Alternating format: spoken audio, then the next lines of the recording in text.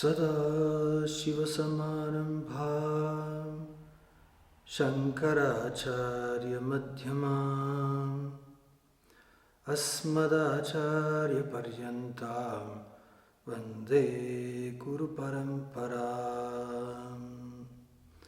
Vedanto Jnana-deeposti Tamo-nāṣana-kridyatah Samsara-moksha-kritchaiva Vedantaya namo namaha. Om Sahana-vavatu Sahanau bhunaktu Sahaviryaṁ-karavāvahai Tejasvinavadhitamastu ma vidvishāvahai. Om Shanti Shanti Shanti.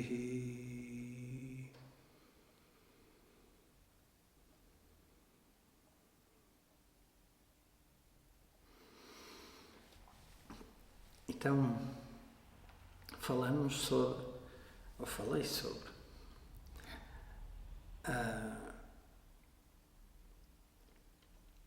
a dificuldade que é viver no mundo. Disse que o mundo era um lugar muito difícil, e é um facto, o mundo é um lugar extremamente difícil, não é propriamente um lugar fácil. Mas também não há outro lugar, não é? Por onde quer que a pessoa vá, fica no mundo.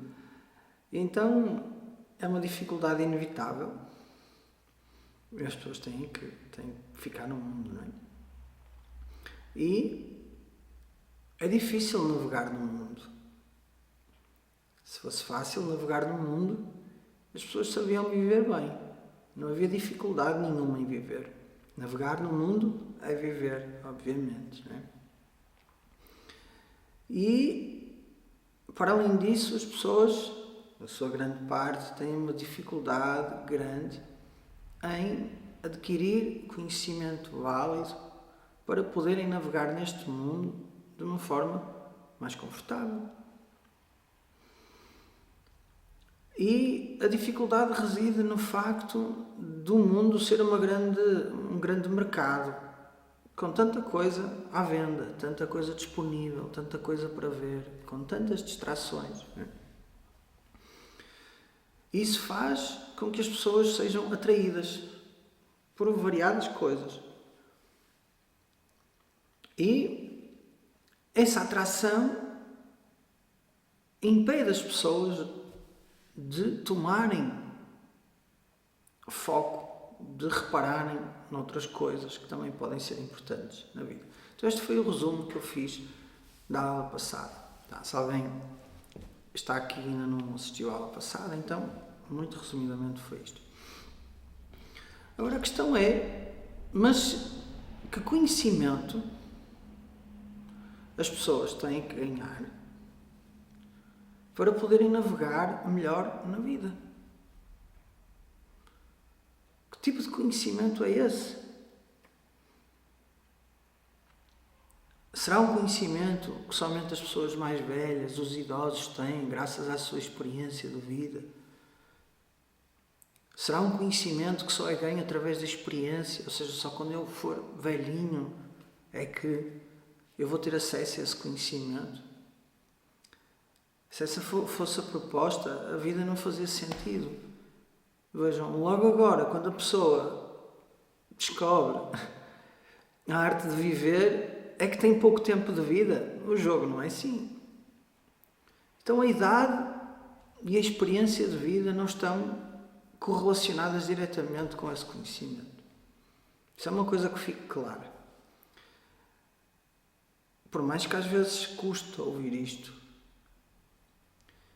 Mas se nós olharmos para algumas pessoas que já têm uma certa idade, que até podem ser nossas familiares, reparamos que sabedoria de vida e a consequente felicidade e conforto na navegação dessa vida aqui no mundo não existe. Faço-me entender? Não existem. Porque algumas pessoas, e quando eu digo algumas, eu estou a ser muito generoso, à medida que o tempo vai passando, vão se tornando mais amargas, mais azedas. Porquê? Se a pessoa não descobre uma forma saudável, inteligente de viver a vida, vai se tornando cada vez mais difícil. Porque as capacidades vão faltando. Vamos perdendo amigos. A partir de certa idade a vida é mais perder do que ganhar. E somam-se as memórias de tudo aquilo que correu mal. Pois se a pessoa não sabe viver bem, então as escolhas, as tomadas de decisão, etc., não serão as melhores, não serão as ótimas. E isso vai, obviamente, acarretar em erros que vão ficar na memória da pessoa. Então não é incomum, aliás, é extremamente comum as pessoas dizerem: fiz tanta besteira na vida, fiz tantos erros na minha vida. Muito comum. Porquê? Quer dizer, viver é errar. O que é que eu quero dizer com isto? É que é inevitável errar. Errar é saudável também. Com errar ganhamos experiência. A experiência traz alguma sabedoria e, eventualmente, vamos errar menos, não é? E fazer escolhas acertadas. Então, em última instância, o erro acompanhado de uma atitude, não é, cognitiva de aprendizagem pode traduzir-se em algo bom. Sim, claro. Mas o que é certo é que, olhando para trás, a maioria das pessoas sente que erra muito. Então, se existe um conhecimento que nos ajuda a navegar nesta vida de uma forma mais inteligente, mais saudável, mais confortável, mais realizada, mais plena, com mais facilidade, então esse conhecimento, ele deve ser aprendido na idade certa e não na velhice, quando a pessoa já não tem capacidades.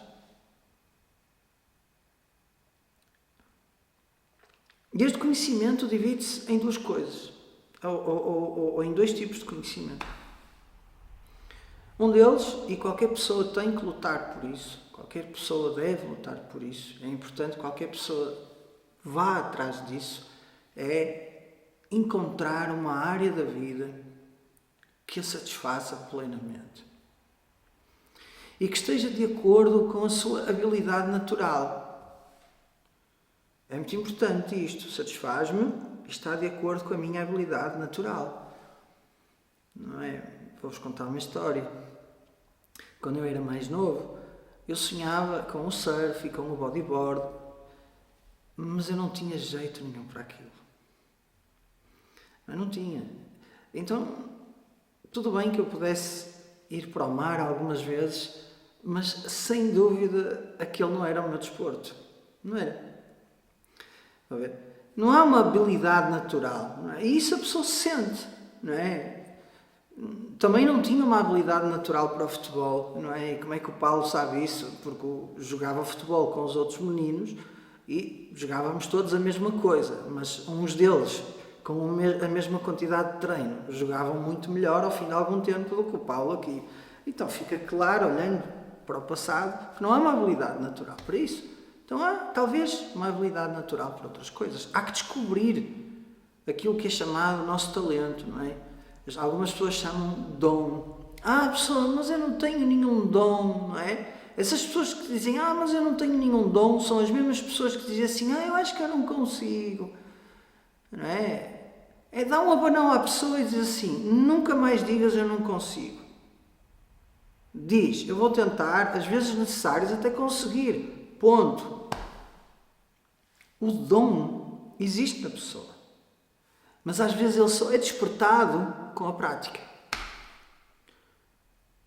Quando eu comecei a tocar percussão, eu achei que eu não tinha jeito, mesmo, porque nunca tinha tido formação musical e tudo, mas desde a primeira vez que eu vi os batuques, algo em mim ficou hipnotizado.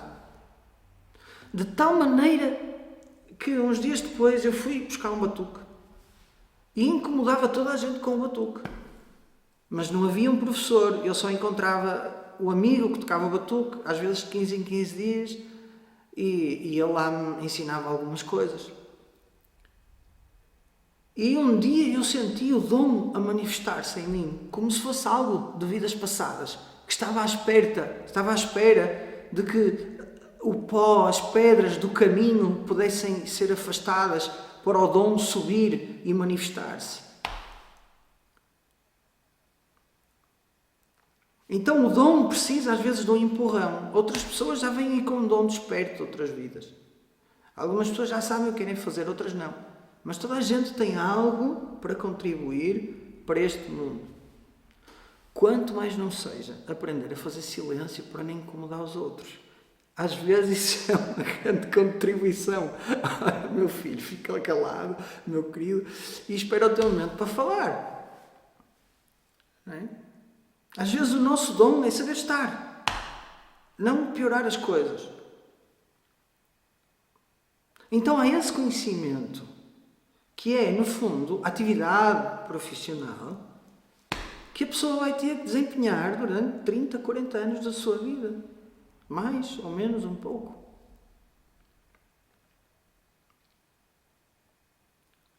E algumas pessoas têm vários dons, gostam de fazer várias coisas.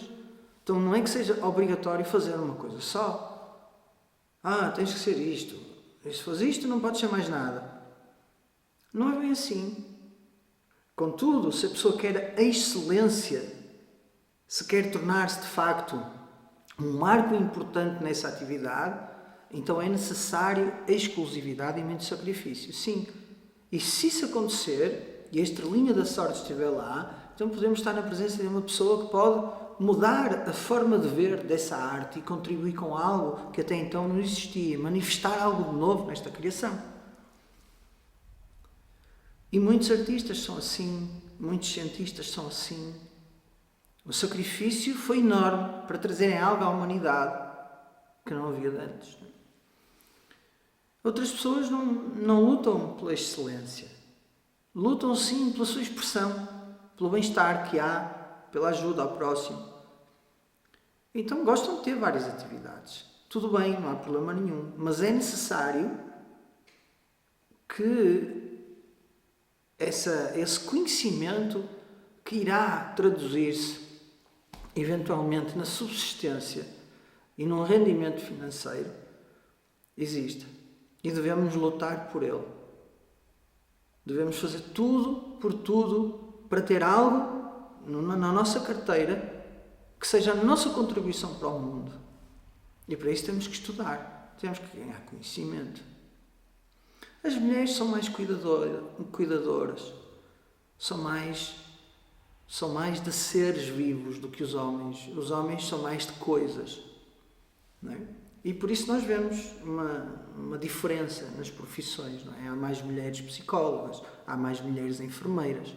Contudo, há mais homens engenheiros. Não é? E tudo bem, essas diferenças existem. E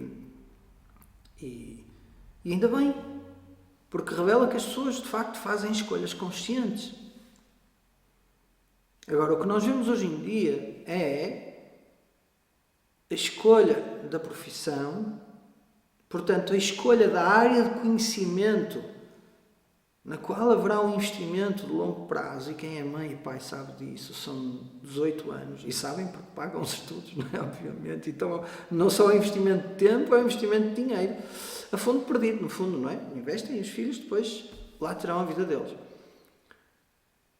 Mas as pessoas hoje em dia escolhem a profissão pelo ganho financeiro que a profissão vai trazer e não pela aptidão natural ou por aquilo que realmente gostam de fazer. E isso traz um dosha. Um dosha é um problema para a sociedade.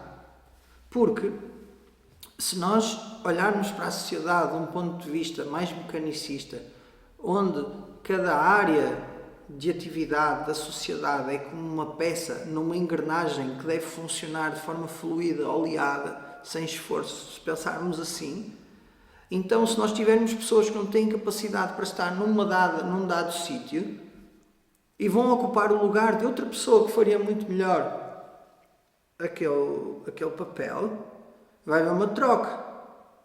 E isso vai produzir uma engrenagem menos eficiente. Se as trocas forem poucas, não há problema. É só menos eficiente essa sociedade, essa engrenagem, não é? Que é o tecido humano e social em que vivemos.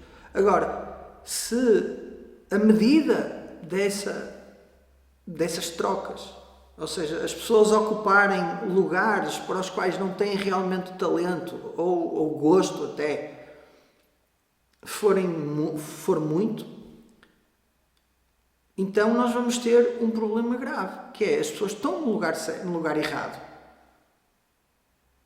Isso significa que a área da sociedade não vai funcionar da melhor maneira.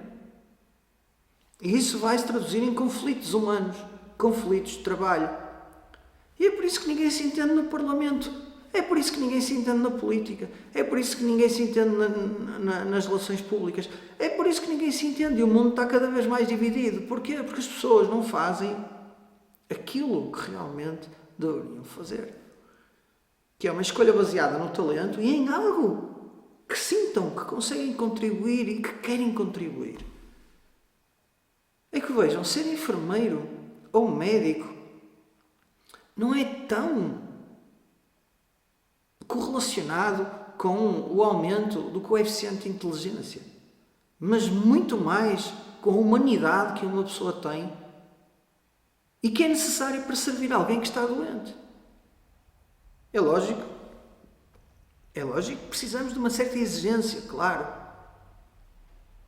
Vejam, um bombeiro, eu não sei se no Brasil é esse nome, bombeiro, não é?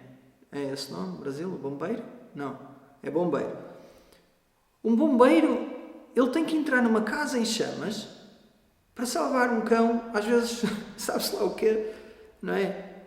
Arriscando a própria morte. E não é que essa pessoa esteja sozinha no universo, não, ela tem pais, provavelmente, tem filhos, provavelmente, tem a mulher. Então não é que essa pessoa vá arriscar a vida porque a vida dela não vale nada e não tem significado para os outros. Não, tem muito significado para os outros. No entanto, essa pessoa tem uma vocação interna.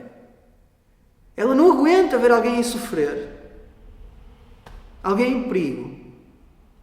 E algo nela manifesta-se como se fosse um vulcão a explodir, e a pessoa nem pensa, vai lá, como que guiada por uma força do além e consegue salvar a pessoa num ato de herói, num ato de heroísmo que fica para a história. Então o que é mais importante, ser médico ou ser bombeiro? Ambos salvam vidas, depende do contexto. O coeficiente de inteligência interessa muito? Não. Então cada área precisa das suas qualidades. E é isso que é a aptidão natural. Eu quero ser músico, não é? Mas nossa, tem um ouvido tísico. Tu nunca vais ser músico, meu querido. Canta no banho. E já é bom. Canta quando a mamã sair de casa.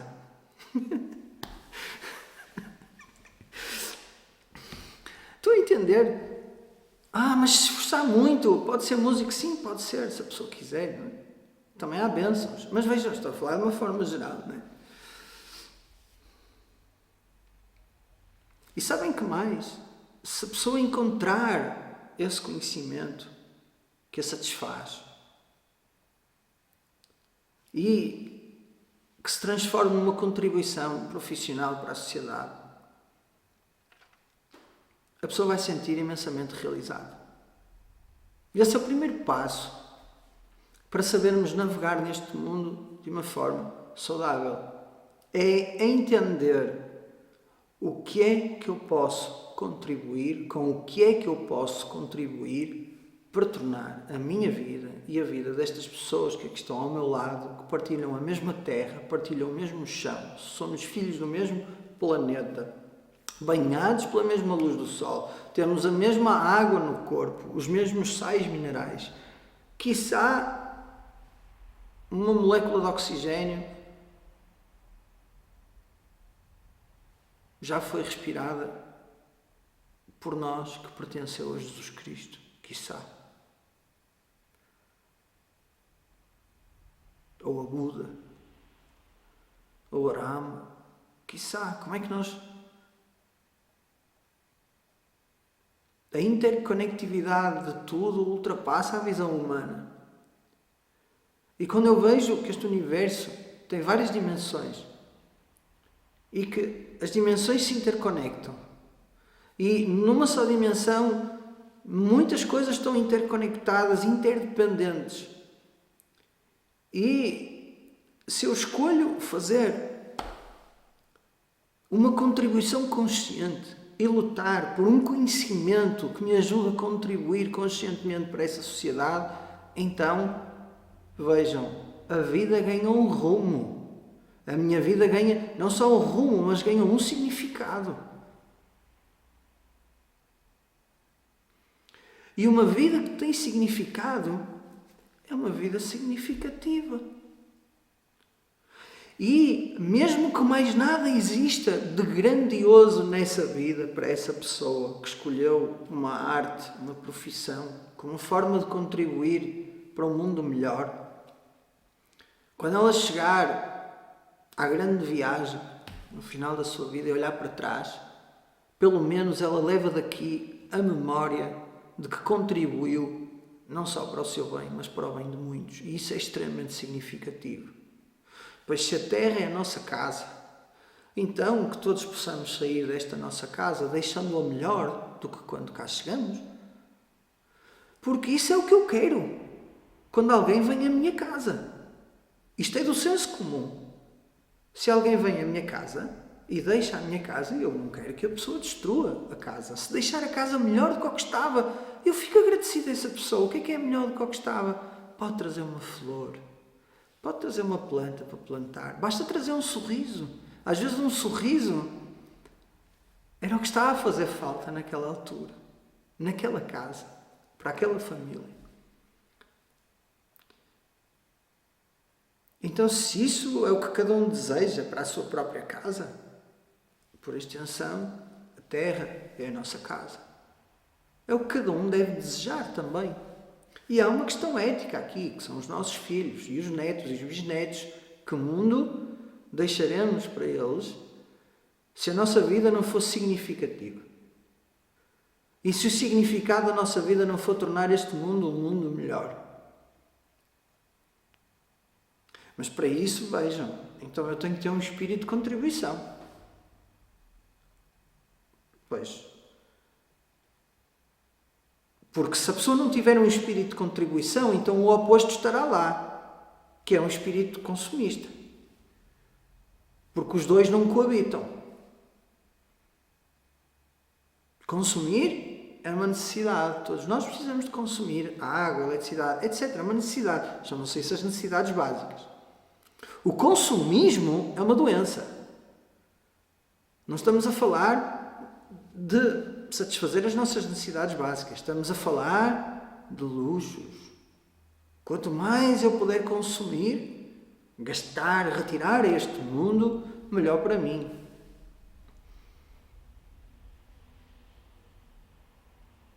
Isto não é uma mentalidade comunista, não é? Atenção, não é? Nós reparamos, e isso começou nos Estados Unidos, que é quem ganha dinheiro faz com o dinheiro o que quiser. E essa é a mentalidade capitalista. E é verdade. A pessoa ganha dinheiro, ganham esse dinheiro. Não é? Agora, aqueles que têm mais têm o dever de zelar pelo bem-estar daqueles que têm menos. Porque ter mais é uma capacidade. Assim como que tem mais conhecimento, deve zelar por aqueles que têm menos conhecimento. Quem tem mais capacidade deve olhar pelos que têm menos capacidade. E dinheiro é uma capacidade financeira. Vejam, uma mãe tem 2 filhos. Um sabe muito, é inteligente. O outro nem por isso. O que é que a mãe diz ao inteligente? Olha, meu filho, tens mais capacidade. Olha pelo teu irmão. A mãe e o pai vão partir um dia. Fica perto do teu irmão. Ajuda-o a tomar decisões conscientes, decisões mais informadas. Partilha a tua capacidade intelectual com o teu irmão. Certo? O amor faz isso naturalmente. Amor sem partilha, que raio de amor é que é? O dinheiro é uma capacidade como outra qualquer. É ganha. Então quem tem mais tem o dever moral. Até arrisco a dizer, é ético reservar uma parte para ajudar aqueles que precisam.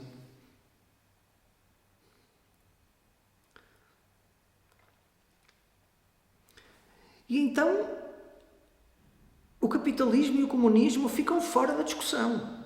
Isto não é nenhuma vertente política. Estou a falar da nossa humanidade. E de como podemos usar a nossa capacidade, a nossa inteligência, para dar um significado à nossa vida. E um significado que é realmente importante. Porque a bondade é significativa. E as várias virtudes são significativas, como a honestidade, como a frontalidade, como a compaixão, como a benevolência e outras tantas. A não possessividade são significativas. Porquê? Porque elas traduzem-se num equilíbrio social.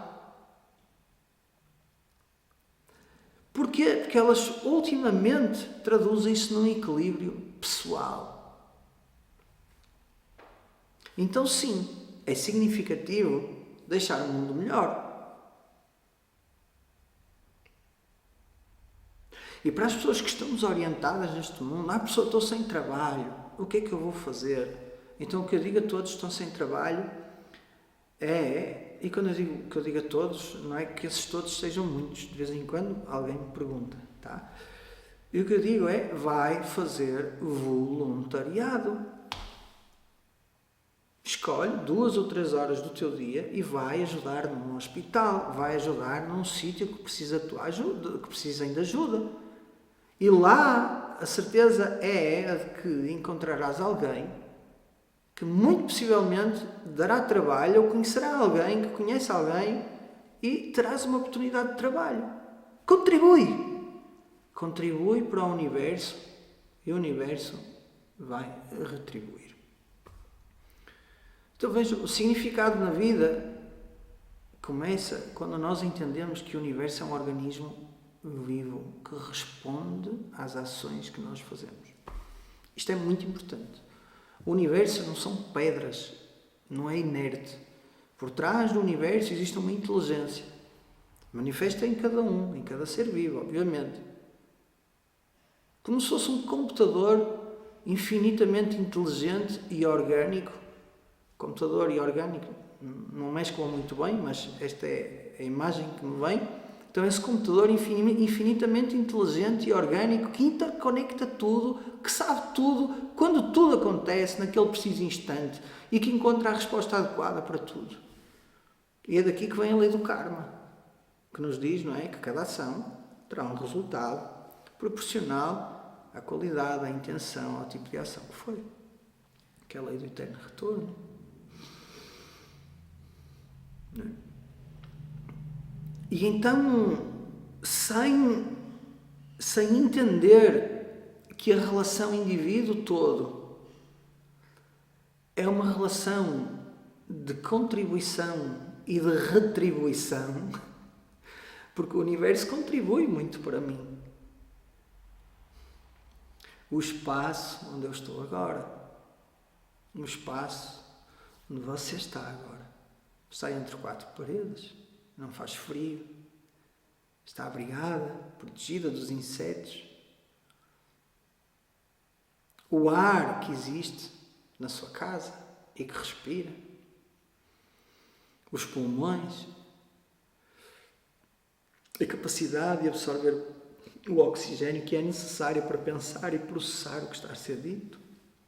Tudo isso é dado. Essa é a contribuição do universo. A água, o calor que existe no seu corpo, o calor que existe em sua casa, pois senão estava a morrer de frio. O sol. Quantas coisas nos são dadas. Essa é a contribuição do universo para nós. E qual é a nossa retribuição? A nossa retribuição deve ser a nossa contribuição, não é? Certo? Porque há uma relação entre o indivíduo todo, inevitável. Não há como escapar a esta relação.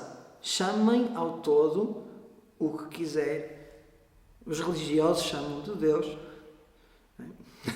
Alguns filósofos chamam de existência. Os cientistas chamam de cosmos.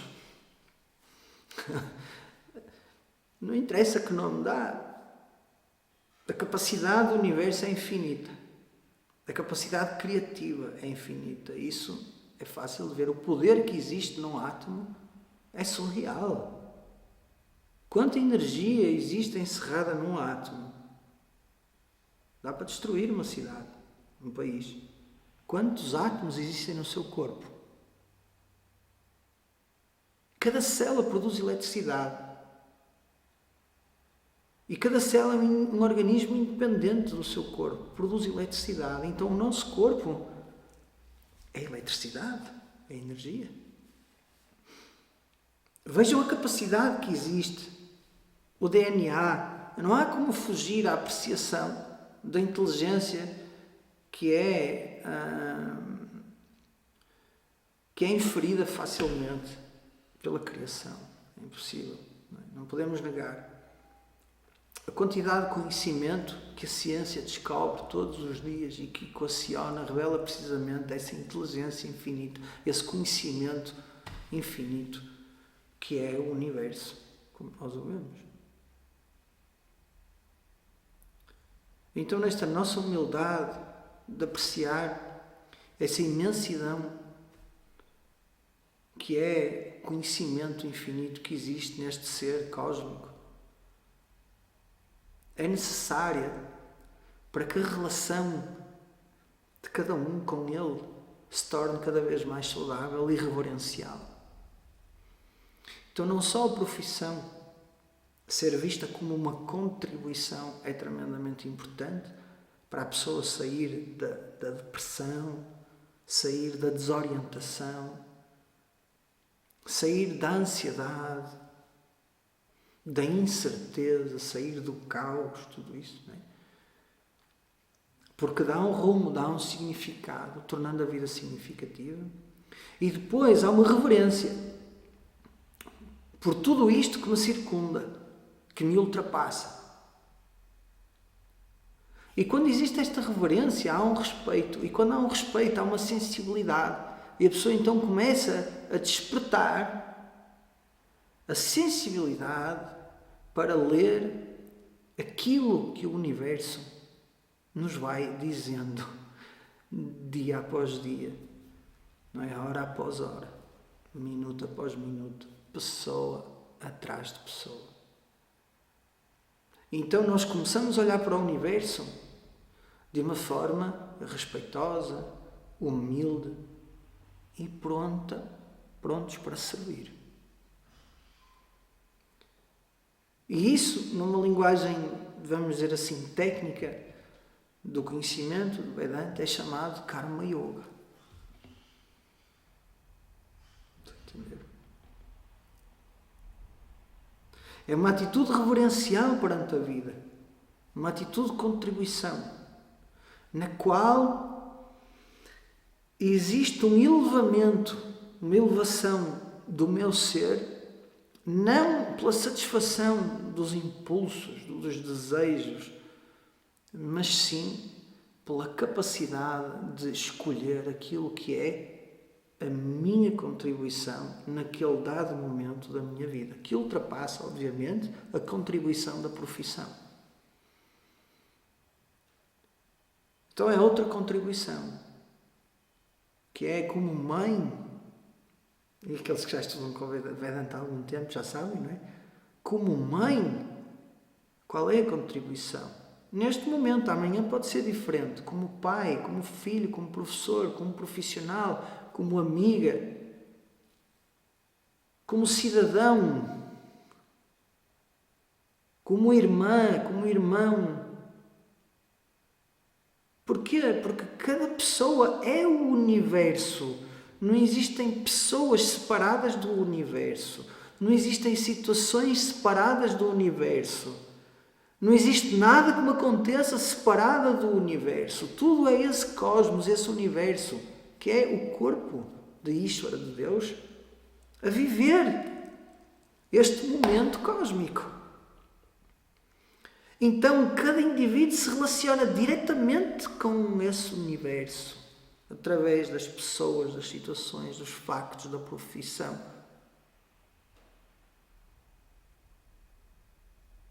E isto é extremamente profundo. Isto muda a forma da pessoa viver.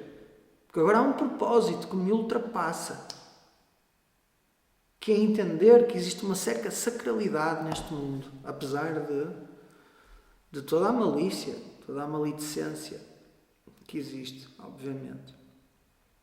E existe maledicência porque existe karma. Deus está acima do bem e do mal.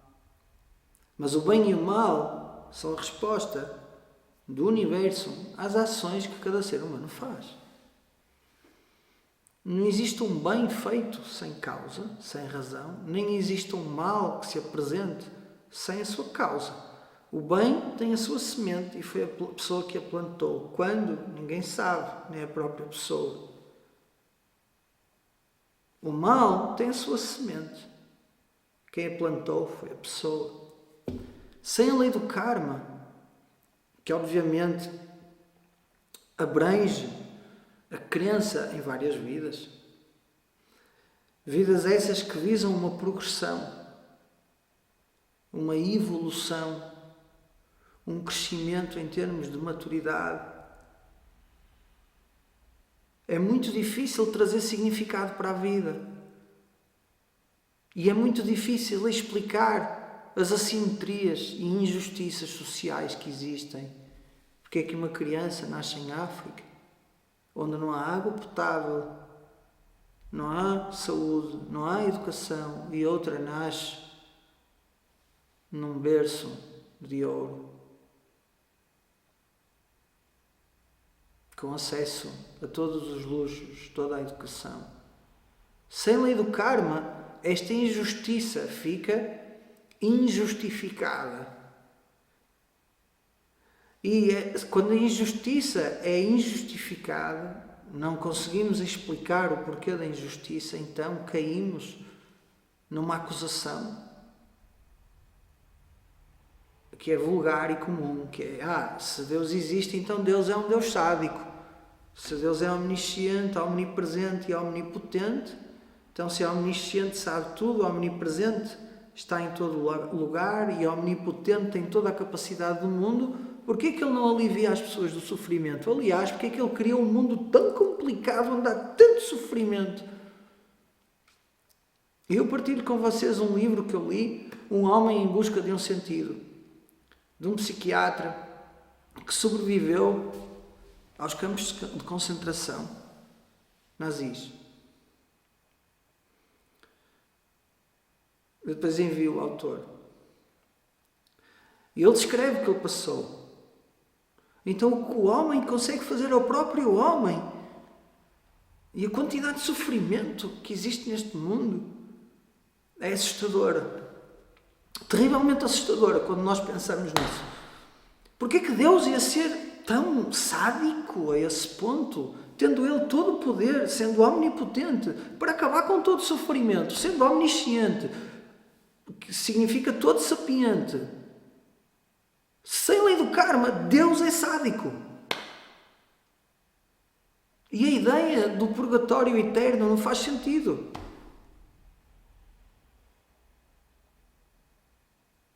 Porque eterno, temporalmente, é aquilo que não tem princípio nem fim.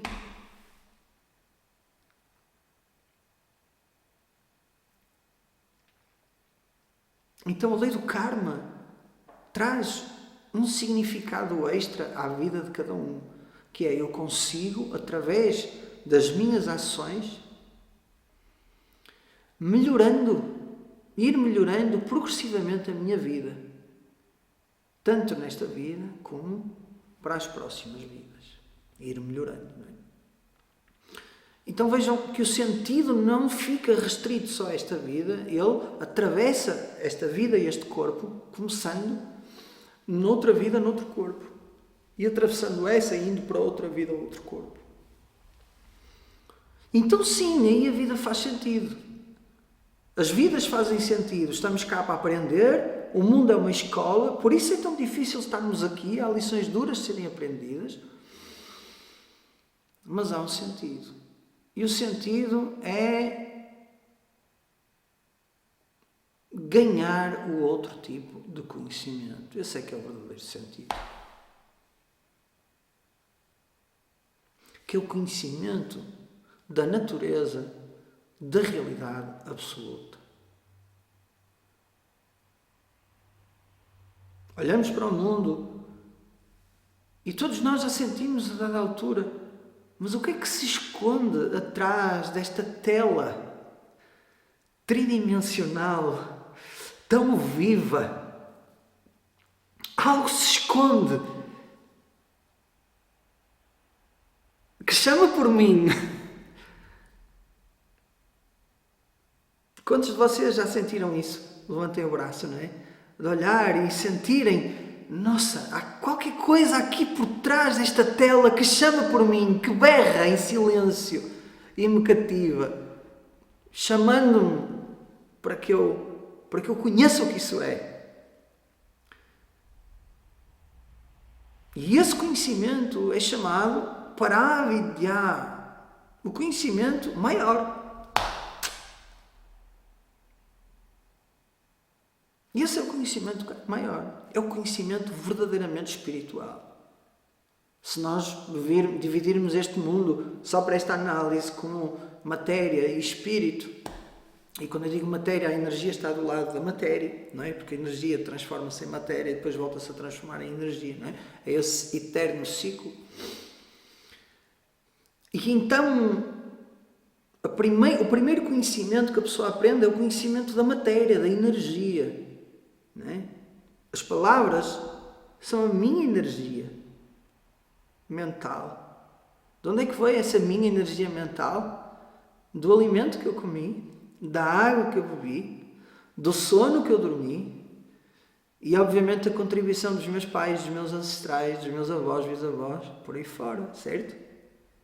Então, a matéria transformou-se em energia mental. E agora sai a energia sonora, a energia linguística, que produz um significado que viaja através do tempo, do espaço, e encontra em si um recipiente, na qual será novamente transformado em matéria. Porque o conhecimento que é ganho fica aí, de certa forma, e vai encontrar uma expressão, uma ação e ser concretizado fisicamente no universo.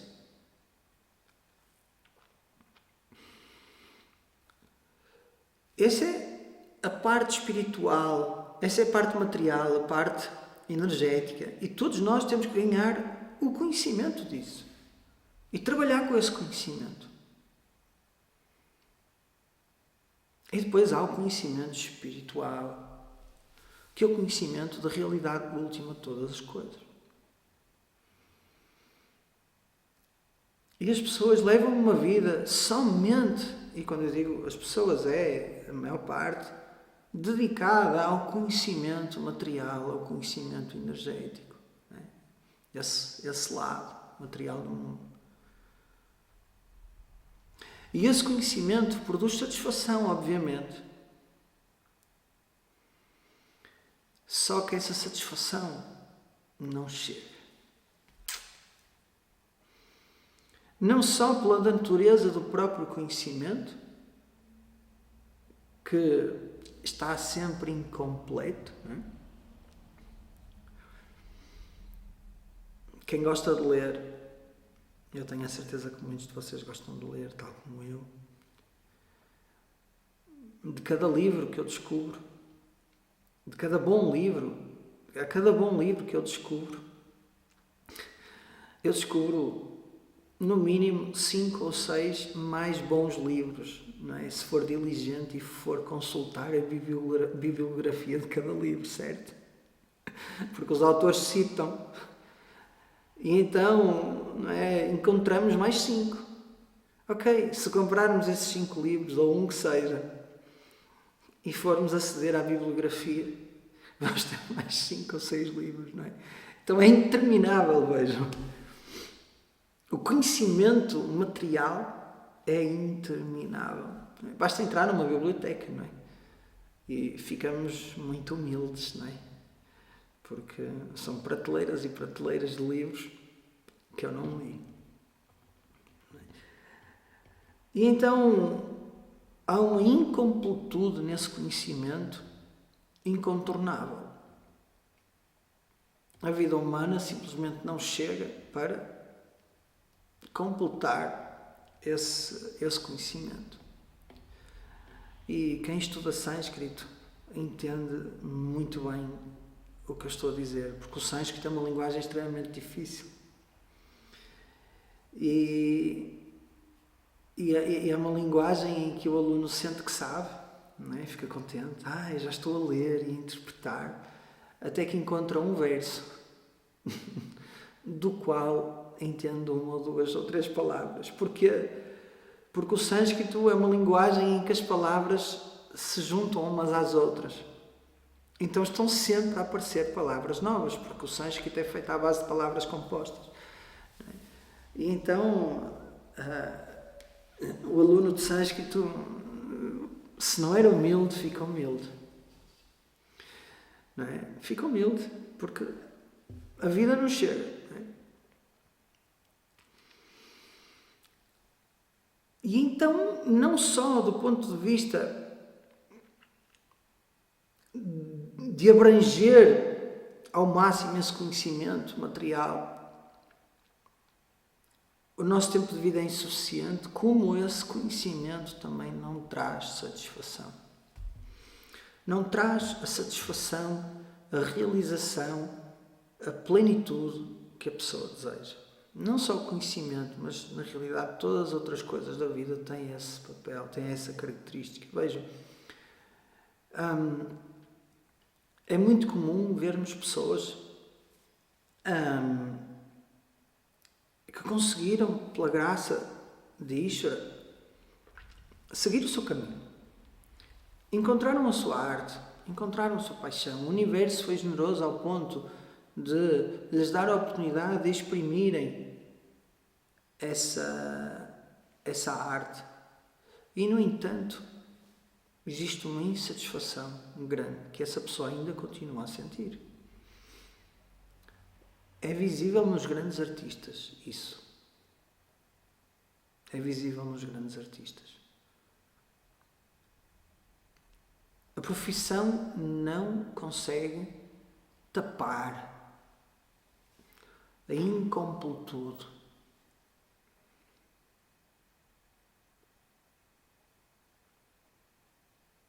A família é incapaz de tapar essa incompletude.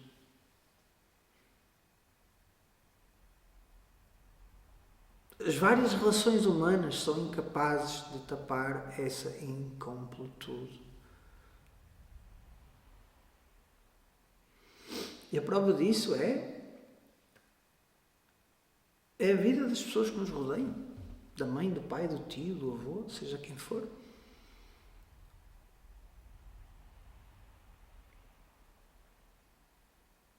Eu conheço pessoalmente uma mãe advogada.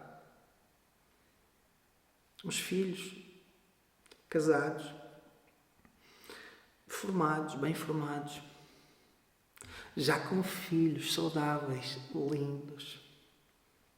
Portanto, aquela mãe já foi avó, reformada, com uma boa reforma,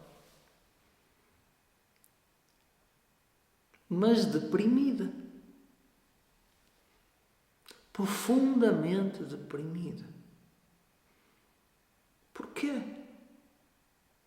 Será esse um caso isolado? Estarei eu a pegar na exceção e a fazer dela a generalidade, a regra geral? Não.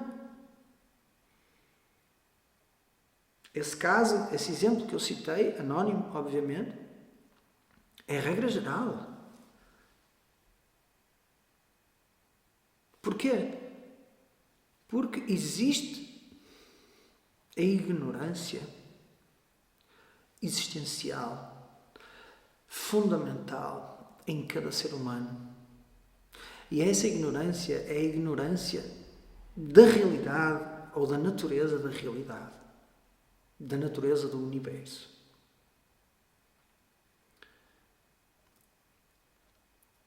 A ignorância sobre si mesmo, sobre a natureza deste eu. É isso que eu estou a dizer. Existe uma ignorância sobre a natureza deste momento presente, deste agora.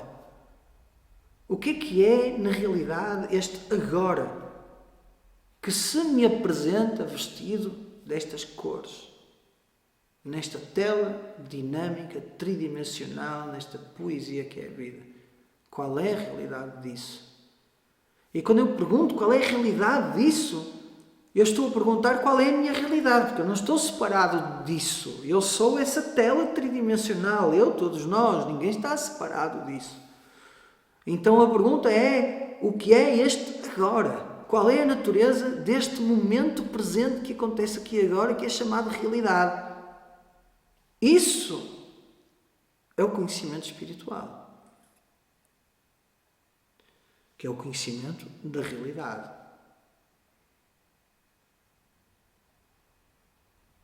Isso é um verdadeiro conhecimento espiritual, é o conhecimento maior.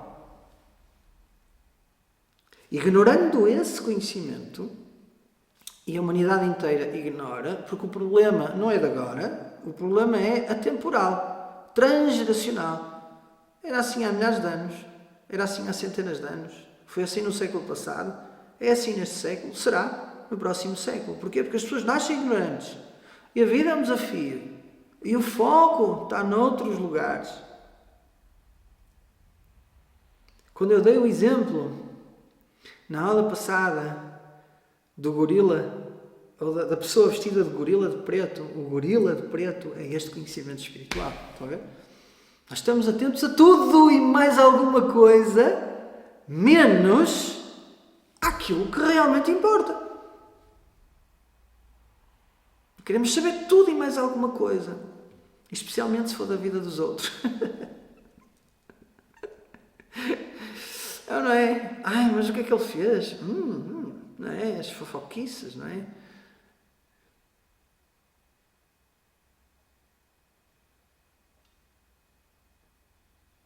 Se existe algo chamado agora, e isso se chama de realidade, então esse eu é esse agora, esse eu é essa realidade. Então eu só posso ser esse eu e essa realidade porque nada está separado desse eu, dessa realidade, deste agora. Porque quando eu faço a pergunta, e esta pergunta é uma bomba atómica, quanto do universo está contido no agora? Pois a resposta é, o universo inteiro está contido no agora, porque nada está separado do agora. Então o que é esse agora que tudo contém? Senão o absoluto. Pois só o absoluto, o infinito, pode conter tudo. Então qual é a natureza desse agora? Qual é a natureza deste eu?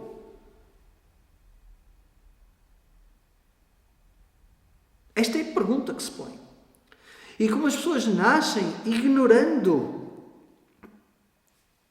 a natureza desse eu, não tendo o conhecimento desse eu, pois se tivessem o conhecimento dele, já não nasciam. Porquê?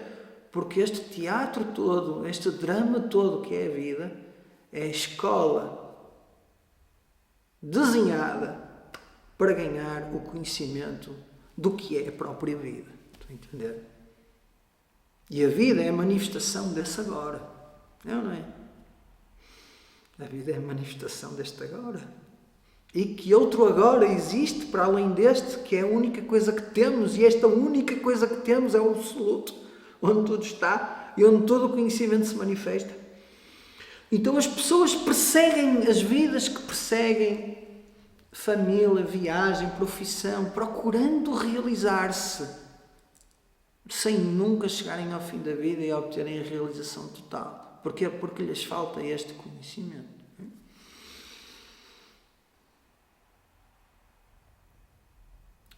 Quando a pessoa não sabe o que é o eu, há uma conclusão imediata, errada, sobre o que é o eu.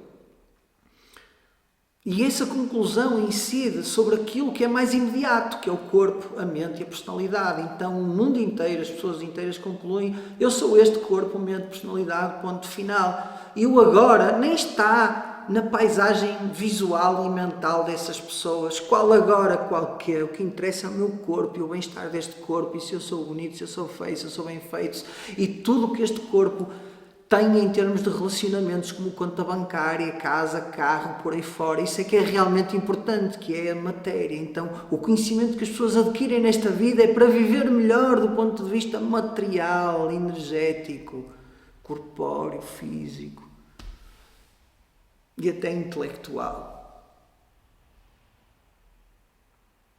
E o agora, que é o gorila preto, ninguém vê. Porque só nos dizem: casa, trabalha, constrói o teu futuro, és homem, trabalha 4 horas por semana no ginásio, tens de ter um corpo forte, mulheres, tens de ser bonita, põe este creme, põe isto, põe aquilo. O universo encarrega-se de nos dar todas. É assim, a agenda está feita durante o dia. Acorda, põe creme na cara, lava a cara. Onde é que existe tempo para pensar no mais óbvio? E o mais óbvio é o agora, porque ninguém escapa do agora.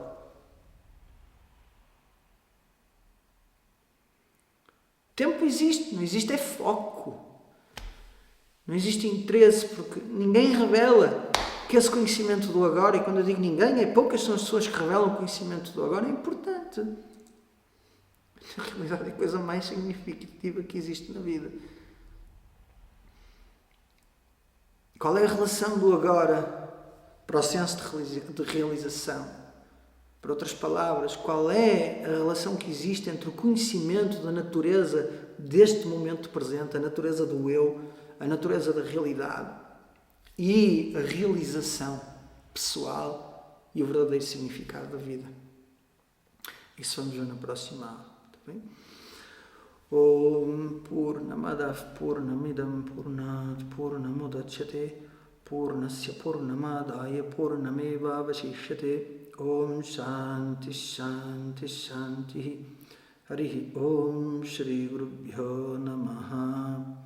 Harihi Om.